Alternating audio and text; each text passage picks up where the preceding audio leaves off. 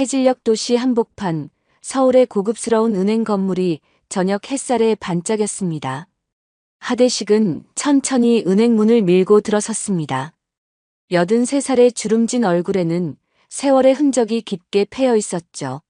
낡은 점퍼와 오래된 바지는 그가 이 화려한 프리미엄 은행의 단골 고객처럼 보이지는 않게 했습니다. 대식은 천천히 창구로 향했습니다. 걸음마다 약간의 통증이 느껴졌지만 오랜 시간 단련된 인내로 표정에는 드러내지 않았어요. 창구에 앉아있던 젊은 직원은 대식을 보자마자 미소 대신 짜증이 섞인 표정을 지었습니다. 어떤 업무를 도와드릴까요? 창구 직원의 목소리는 얼음장처럼 차가웠습니다. 내 통장이 여러 개 있는데 한번 정리 좀 해줄 수 있나? 대식의 말투는 느렸고 경상도 사투리가 짙게 묻어났어요. 창구 직원은 한숨을 내쉬며 주변 동료들과 눈빛을 교환했습니다. 통장을 모두 가져오셨나요? 아, 그게 어떤 통장인지 잘 모르겠어. 내 통장이 여러 개 있다 카더라고. 요새 나이 들어 기억력이 많이 떨어졌어. 대식은 부끄러운 듯 머리를 극적였습니다. 창구 직원은 참을 수 없다는 듯 큰 소리로 중얼거렸어요. 노인네가 뭘 안다고. 정말 이런 분들 때문에 업무가 밀려요. 주변 직원들도 키득거리며 웃음을 참지 못했습니다. 대식의 얼굴이 순간 굳어졌습니다. 평생 무시당해 본 적이 없었던 그였기에 이런 대우는 더욱 낯설었죠. 하지만 그는 참았습니다. 사람의 진면목은 시간이 보여준다고 믿었기 때문입니다. 저기요, 내 통장을 확인해 주시면 안 될까요? 내 이름이 하대식인데. 직원은 불친절하게 말했습니다. 어르신, 통장도 없이 어떻게 도와드리겠어요? 신분증은 가져오셨나요? 대식은 천천히 지갑에서 신분증을 꺼냈습니다. 손가락이 약간 떨렸습니다. 나이 든 사람이 느끼는 수치심은 젊은 사람들이 상상하는 것보다 훨씬 깊습니다. 그 순간 근처에서 서류를 정리하던 김지혜가 그 상황을 지켜보고 있었습니다. 26살의 신입 직원이었던 지혜는 그 말에 얼굴이 화끈거렸어요. 하지만 직위가 낮아 아무 말도 할 수 없었죠. 직원은 신분증을 받아 컴퓨터에 정보를 입력했지만 곧 짜증을 내며 말했습니다. 어르신, 저희 시스템에 등록된 정보가 없네요. 다른 은행을 이용하신 것 아닌가요? 대식은 당황했습니다. 아니, 분명히 이 은행에. 직원은 말을 자르며 소리쳤습니다. 다른 고객님들도 기다리고 계세요. 통장과 구체적인 내용을 알고 오세요. 그때 지점장이 다가왔습니다. 무슨 일이죠? 직원이 설명했어요. 이 어르신께서 통장 정리를 원하시는데 어떤 통장인지도 모르시고 저희 은행 고객인지도 확실하지 않아요. 지점장은 대식을 위아래로 훑어보더니 대기 중인 고급 정장을 입은 고객들을 힐끗 쳐다봤습니다. 어르신, 오늘은 좀 바쁜데 다음에 모든 서류 챙겨서 오시겠어요? 아니면 동네 지점에서 처리하시는 게 더 편하실 거예요. 여기는 VIP 고객 위주로 서비스하는 곳이니까요. 대식의 눈에 깊은 실망감이 스쳤습니다. 평생 정직하게 살아왔고 사람을 함부로 대한 적이 없었기에 이런 대우가 더욱 가슴 아팠어요. 무거운 발걸음으로 은행을 나서는 그의 뒷모습에는 억울함과 서러움이 깃들어 있었습니다. 지점을 나서는 하대식의 뒷모습에는 깊은 서러움이 묻어났습니다. 하지만 은행 안 그 모습을 지켜보던 김지혜는 자리에서 일어나 급히 가방을 들고 밖으로 뛰쳐나갔어요. 동료들의 의아한 시선도 아랑곳하지 않았죠. 어르신, 잠시만요. 지혜가 급히 대식을 불러 세웠습니다. 대식은 천천히 돌아보며 놀란 표정을 지었습니다. 왜 그러나, 아가씨. 죄송합니다. 제가 아까 그 모습을 다 봤어요. 지혜의 얼굴에는 진심 어린 미안함이 가득했어요. 저희 직원들이 무례하게 대해서 정말 죄송합니다. 대식은 잠시 지혜를 바라보다가 부드럽게 웃었습니다. 괜찮아. 나이 들면 이런 일도 있는 기라. 네가 뭐 잘못한 것도 아닌데 미안해할 거 없다. 아니에요. 어르신께서 원하시는 일을 제가 도와드리고 싶어요. 통장을 확인해 드릴 수 있습니다. 대식은 고개를 저었습니다. 고마운데 이젠 됐어. 다른 데로 가볼란다. 지혜는 떠나는 대식의 뒷모습을 보며 안타까움을 느꼈어요. 짧은 침묵 후 용기를 내어 따라갔습니다. 어르신, 제가 모시고 갈게요. 다른 지점이나 필요하시면 댁까지라도. 대식은 걸음을 멈추고 지혜를 다시 바라봤습니다. 그의 눈에는 따뜻함이 어려 있었죠. 말을 못 알아들어도 진심은 알아봤다 아이가. 네 마음씨가 참 곱구나. 지혜는 대식의 말에 눈시울이 붉어졌습니다. 어르신의 손을 조심스레 잡아들이며 버스 정류장까지 모셨어요. 은행원으로서의 의무감을 넘어 인간적인 미안함과 존중의 마음이 컸습니다. 제 이름 김지혜예요. 다음에 오시면 저를 찾아주세요. 제가 무조건 도와드릴게요. 대식은 고개를 끄덕이며 버스에 올랐습니다. 창문 너머로 지혜에게 작별 인사를 건넸죠. 그 모습을 바라보던 지혜는 왠지 모를 감정에 사로잡혔습니다. 단순한 노인이 아닌 깊은 내면을 가진 한 인간으로서 대식을 느꼈기 때문입니다. 지점으로 돌아온 지혜는 동료들의 빈정거림을 무시한 채 자신의 업무로 돌아갔어요. 하지만 그날 하루 종일 하대식에 담담하면서도 깊은 눈빛이 그녀의 마음에 맴돌았습니다. 무언가 특별한 것, 겉모습으로는 절대 판단할 수 없는 그 무엇이 그 노인에게 있다고 느꼈죠. 그때 그녀는 결코 상상하지 못했습니다. 그 짧은 만남이 그녀의 인생을 완전히 바꿔놓게 될 거라는 사실을요. 다음 날 아침 서울금융지구 한복판에 위치한 은행 본점. 유리와 강철로 된 첨단 건물 안에서는 긴급회의가 진행 중이었습니다. 지점장 박상무는 손에 든 서류를 보며 창백한 얼굴로 회의실을 서성이고 있었어요. 큰일 났습니다. 박상무의 목소리가 떨렸죠. 어제 저희가 무시했던 그 노인분이 방금 3,220억 원을 전액 인출 신청하셨습니다. 회의실이 순간 얼어붙었습니다. 임원들 사이에서 숨막히는 침묵이 흘렀죠. 무슨 소리요? 본점 부행장이 믿기지 않는다는 표정으로 물었습니다. 하대식 회장님이십니다. 우리 은행 시니어 친화금융 시스템 전체를 후원하시는 VIP 중에 VIP였어요. 어제 저희 지점에서 무례하게 응대한 그 노인분이 말을 잇지 못하는 지점장의 이마에 식은땀이 맺혔습니다. 아니, 그분이 왜 일반 창구에 오셨던 거죠? 부행장이 따져 물었습니다. 저희도 이해가 안 됩니다. 하지만 방금 본점 담당자에게서 연락이 왔습니다. 하 회장님께서 이 은행과는 더 이상 거래할 수 없다고 말씀하시며 모든 자산을 인출해 가시겠다고 통보하셨대요. 3천억이요? 당장 유동성에 문제가 생길 텐데.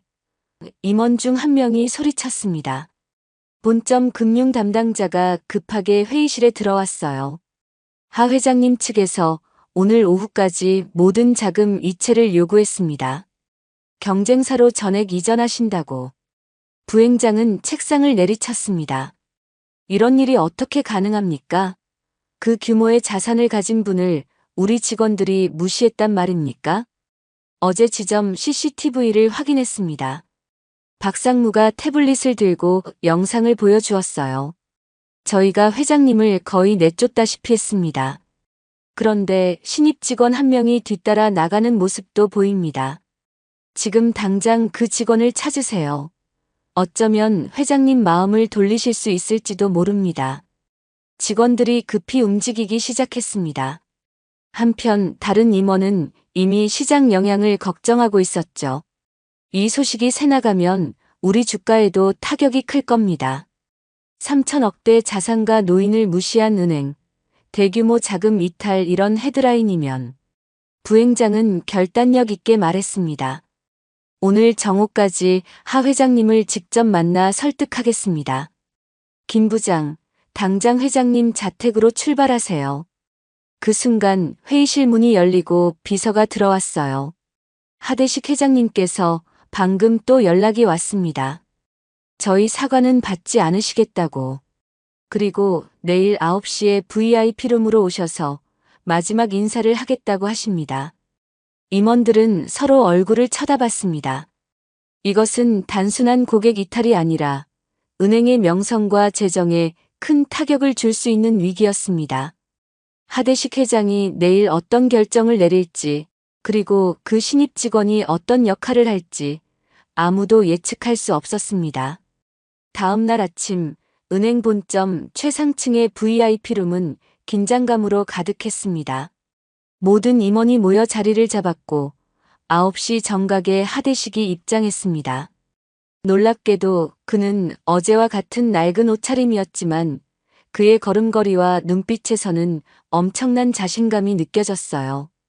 부행장은 급히 일어나 대식에게 다가갔습니다. 회장님, 어제 일에 대해 진심으로 사과드립니다. 저희의 불찰이었습니다. 대식은 손을 들어 부행장의 말을 정중히 멈추게 했습니다. 앉으시지요. 할 이야기가 있습니다. 모든 이들이 조용히 자리에 앉았고 대식은 창밖을 바라보며 이야기를 시작했어요. 나는 막노동으로 시작했습니다. 35살 때 건설 현장에서 굴착기가 넘어져 허리가 꺾였지요. 임원들은 어리둥절했지만 대식의 이야기에 귀 기울였습니다.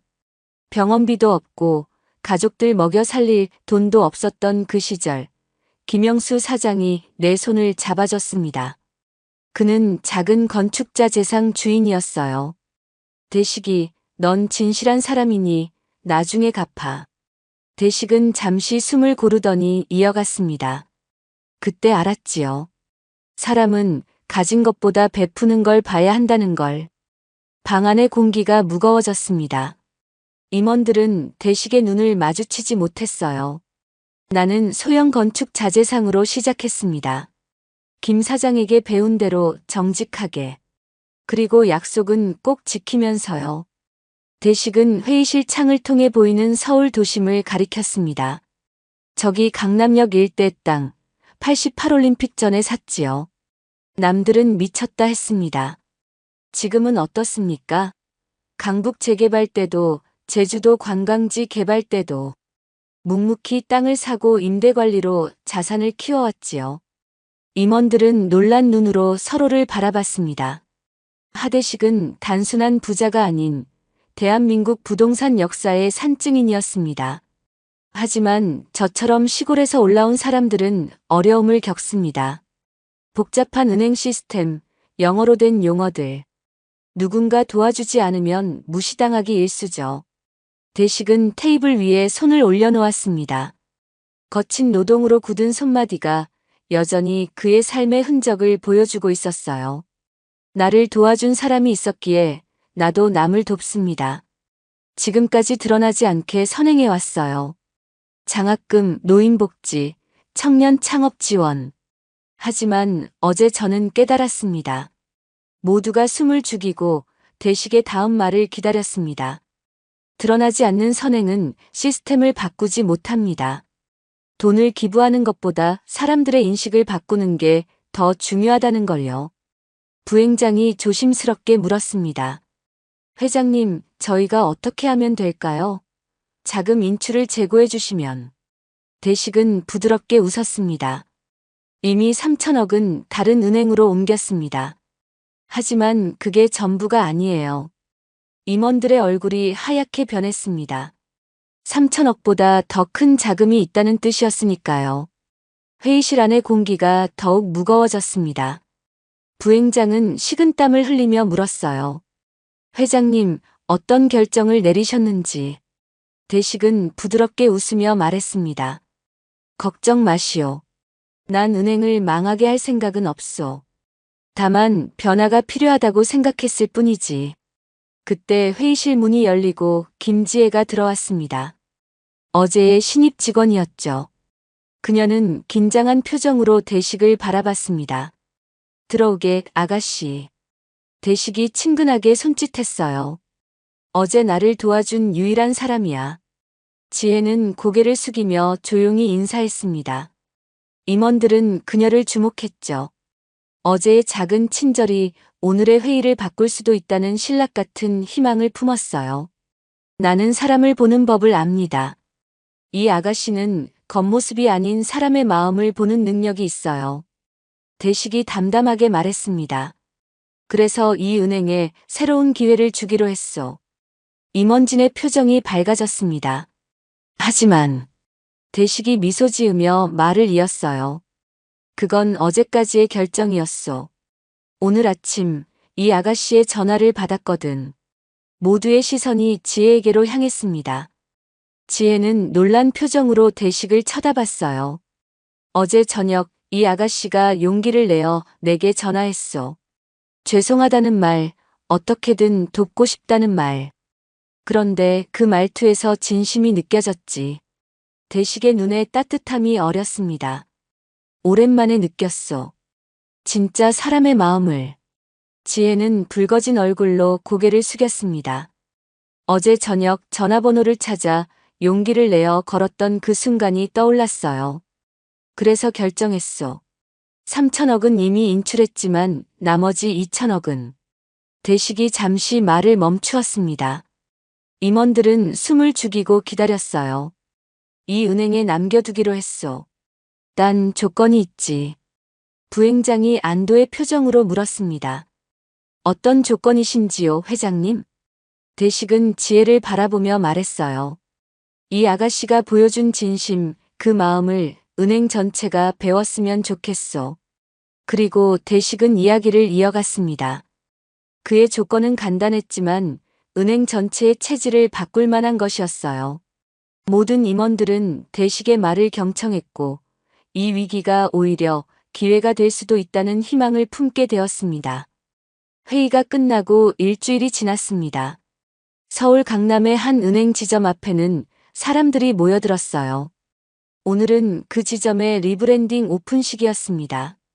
하대식 시니어 금융센터라는 새로운 간판이 걸렸습니다. 금색 글씨가 햇빛에 반짝였어요. 대식은 조용히 테이프 커팅식을 지켜보고 있었습니다. 그의 옆에는 김지혜가 환하게 웃으며 서 있었죠. 회장님, 정말 멋진 변화가 생겼습니다. 지혜가 기쁨에 찬 목소리로 말했습니다. 대식은 미소를 지으며 고개를 끄덕였어요. 이런 변화는 네 같은 젊은이들이 만들어가는 거야. 난 그저 기회를 제공했을 뿐이지.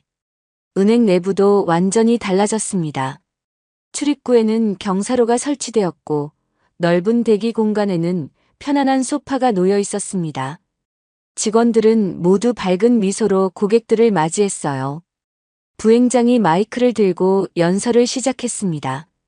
오늘 우리는 대한민국 금융사의 새로운 페이지를 씁니다.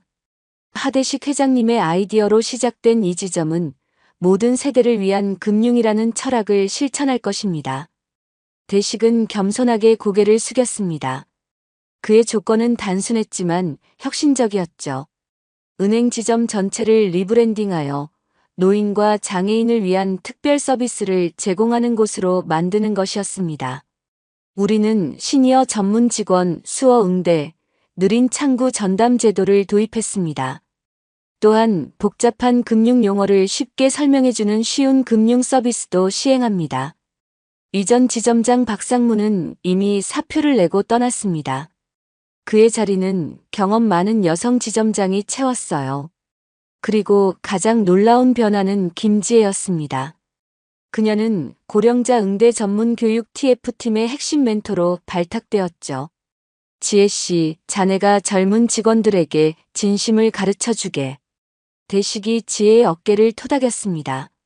사람을 대할 때는 그 사람의 자산 규모가 아니라 한 인간으로서의 존엄성을 봐야 한다는 걸 말이야. 지혜는 감격스러운 표정으로 고개를 끄덕였어요. 제가 그날 어르신을 따라 나간 건 정말 작은 행동이었는데 이렇게 큰 변화로 이어질 줄은 몰랐습니다. 대식은 깊은 지혜가 담긴 눈으로 말했습니다. 세상의 모든 큰 변화는 작은 행동에서 시작되는 법이지. 진심 어린 작은 친절이 큰 파도를 만드는 거야. 오픈식이 한창일 때 한 노인이 지팡이를 짚고 은행에 들어왔습니다. 직원들이 즉시 다가가 도움을 제공했고 대식은 그 모습을 흐뭇하게 바라봤어요. 잘 지켜보게. 이게 바로 내가 원했던 모습이야. 대식이 지혜에게 말했습니다.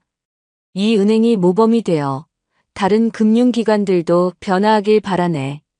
부드러운 복수라고 할까요? 대식은 자신을 무시한 은행을 망하게 하는 대신 더 나은 방향으로 변화시켰습니다. 그것이 진정한 승리였죠. 리브랜딩 행사가 끝나고 며칠 후 대식은 자신의 한옥집 정원에 앉아 차를 마시고 있었습니다. 오래된 목가구와 전통 병풍이 있는 이 집은 그의 오랜 삶의 흔적을 고스란히 담고 있었어요. 그때 정원 입구에서 누군가 다가오는 소리가 들렸습니다. 하 회장님, 인터뷰 요청드립니다. 한 젊은 여성 기자가 공손히 인사했습니다. 대식은 조용히 미소 지으며 차를 한 잔 더 따랐어요. 앉게나 아가씨. 차 한 잔 하겠나? 기자는 놀란 표정으로 자리에 앉았습니다. 대한민국에서 손꼽히는 부자와 이렇게 편안하게 차를 마실 거라고는 예상치 못했던 것 같았어요. 회장님, 최근 은행 리브랜딩 소식이 금융계에서 화제입니다. 왜 이제야 본인의 정체를 공개하셨나요? 이전에는 왜 그렇게 숨어 지내셨습니까? 대식은 차를 한 모금 마시며 정원의 단풍나무를 바라봤습니다. 붉게 물든 잎사귀들이 가을 햇살에 반짝였죠. 본색이란 게 따로 있나? 대식이 부드럽게 웃으며 말했습니다. 말이 느려도 마음은 빠르지. 덕분에 좋은 사람 하나 더 알게 되었소. 기자는 고개를 갸웃거렸어요. 김지혜 씨 말씀이신가요? 그렇지. 저 아이는 사람을 겉모습이 아닌 마음으로 봤어. 그런 사람이 금융업계에 더 많아져야 한다고 생각했지. 기자가 메모를 하며 물었습니다. 3천억 원을 인출하셨다가 다시 2천억을 남겨두신 이유는 무엇인가요? 대식은 깊은 숨을 내쉬었습니다. 돈은 흐르는 물과 같아. 한 곳에 고이면 썩게 되지. 변화를 이끌어내기 위해서는 때론 과감한 결정이 필요하다네. 그의 말에는 오랜 세월 동안 얻은 지혜가 담겨 있었습니다. 단순한 복수가 아닌 더 나은 세상을 만들기 위한 전략적 선택이었죠. 회장님께서는 이번 일로 많은 사람들에게 영감을 주셨습니다. 앞으로의 계획이 있으신가요? 대식은 잔잔한 미소를 지으며 대답했어요. 난 이제 83살이야. 내 계획은 남은 인생을 의미 있게 사는 거지. 오늘처럼 좋은 차를 마시며 좋은 사람들과 이야기하는 것. 그리고 가끔은 세상에 작은 파동을 일으키는 것. 기자는 감동받은 표정으로 인터뷰를 마무리했습니다. 다음 날 그 인터뷰는 경제지 일면을 장식했고 많은 이들에게 깊은 영감을 주었어요. 낡은 옷을 입은 3천억 자산가, 금융 서비스의 혁신을 이끌다라는 제목의 기사는 순식간에 퍼져나갔습니다. 대식의 이야기는 단순한 개인의 성공 스토리를 넘어 사회적 변화의 메시지를 담고 있었죠. 그리고 그 변화의 중심에는 한 젊은 여성의 작은 친절이 있었습니다. 가을이 깊어가는 어느 날 오후 김지혜는 조심스럽게 하대식의 한옥집을 찾았습니다. 손에는 따뜻한 커피 2잔이 담긴 종이 가방을 들고 있었어요. 대문 앞에서 잠시 망설이던 그녀는 용기를 내어 초인종을 눌렀습니다. 누구세요? 집 안에서 대식의 목소리가 들렸습니다. 저 김지혜입니다, 회장님. 지혜가 대답했어요. 대문이 열리고 대식이 환한 미소로 그녀를 맞이했습니다. 아이고, 반갑구나. 어서 들어오너라. 지혜는 정갈한 한옥 마당에 들어서며 감탄했습니다. 단풍나무와 소나무가 어우러진 정원은 마치 작은 산속 같았어요. 대식은 그녀를 마당 한편에 마련된 평상으로 안내했습니다. 회장님, 커피 가져왔습니다. 지혜가 종이 가방을 내밀었어요. 대식은 고마워하며 커피를 받았습니다. 요즘 어떻게 지내나? 새 업무는 적응되고 있고? 네, 덕분에 잘 지내고 있습니다. 고령자 응대 교육 프로그램이 다른 지점들로도 확대되고 있어요. 많은 직원들이 관심을 보이고 있습니다. 대식은 만족스러운 표정으로 고개를 끄덕였어요. 그거 참 반가운 소식이구나. 변화라는 건 처음엔 작지만 점점 퍼져나가는 법이지. 두 사람은 잠시 커피를 마시며 가을 정원의 풍경을 즐겼습니다. 오랜 친구처럼 편안한 침묵이 흘렀어요. 사실 회장님께 감사 인사를 드리러 왔습니다. 지혜가 조심스럽게 말을 꺼냈습니다. 덕분에 제 인생이 완전히 달라졌어요. 대식은 부드럽게 웃었습니다. 내가 한 일은 없다. 모두 내 진심 때문이야. 지혜는 고개를 저었어요. 아니에요. 회장님이 아니었다면 저는 여전히 평범한 창구 직원이었을 거예요. 어떻게 감사의 마음을 표현해야 할지. 대식은 천천히 일어나 집 안으로 들어갔다가 작은 봉투 하나를 들고 나왔습니다. 그는 지혜에게 그것을 건넸어요. 이건 내 이름으로 된 창업자금 계좌다. 이걸로 너처럼 착한 사람 한 명만 더 도와줘. 지혜는 놀라서 봉투를 열어보았습니다. 그 안에는 통장과 함께 5억 원이 입금되었다는 내역서가 들어있었어요. 그녀의 눈에 눈물이 고였습니다. 회장님, 이렇게 큰 금액을 저는 받을 수 없어요. 대식은 손을 흔들며 말했습니다. 돈은 흘러야 가치가 있지. 사람도 그렇단다. 나는 내게 도움을 준 사람에게서 받은 것을 또 다른 이에게 흘려보내는 거야. 지혜는 감격에 겨워 말을 잇지 못했습니다. 대식은 그녀의 어깨를 토닥이며 말했어요. 자, 내 텃밭 좀 구경하겠나? 올해는 배추가 특히 잘 자랐어. 두 사람은 나란히 텃밭으로 걸어갔습니다. 서로 다른 세대, 다른 배경을 가진 두 사람이었지만 그들을 이어준 것은 인간에 대한 진심과 존중이었어요. 텃밭 앞 나무 벤치에 앉아 그들은 가을 햇살을 맞으며 웃었습니다. 대식은 지혜에게 자신의 인생 이야기를 더 들려주었고 지혜는 자신의 꿈을 이야기했어요.